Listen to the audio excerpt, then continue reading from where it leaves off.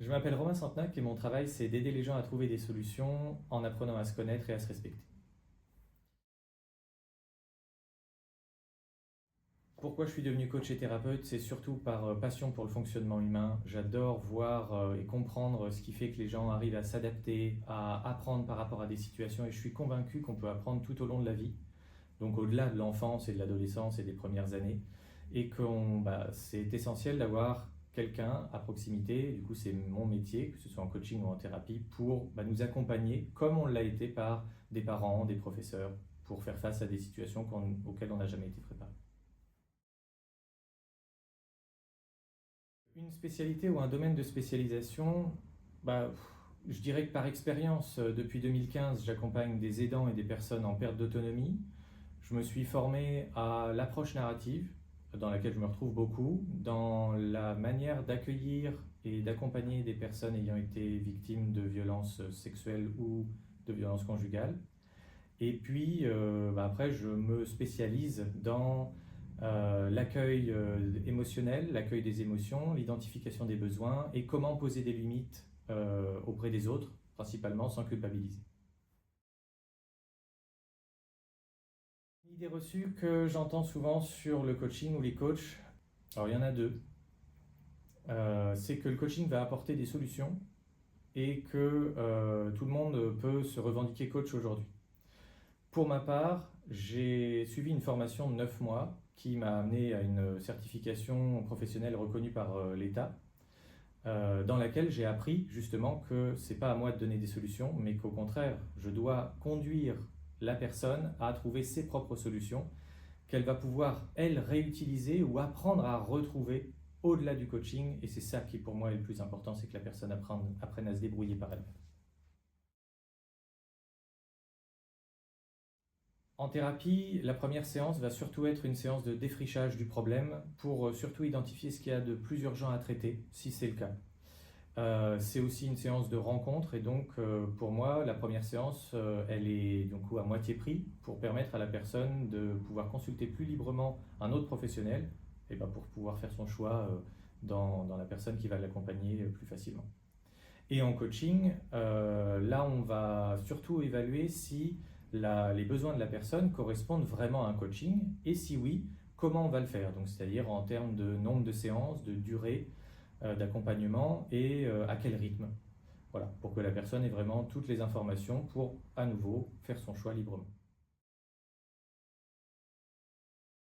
Mes différences par rapport aux autres coachs ou aux autres thérapeutes, alors, en coaching, par rapport à d'autres coachs qui ont pu devenir coach par leurs expériences professionnelles ou personnelles, je viens d'études de psychologie, je viens d'études de l'éducation, et encore une fois, la manière dont l'humain apprend malgré des situations inédites, c'est mon cœur de métier, et donc c'est à ça que je m'accroche pour pouvoir m'adapter à toute situation nouvelle auxquelles est confrontée une personne. Donc c'est ça qui va me faire la différence en coaching, d'où mon approche généraliste.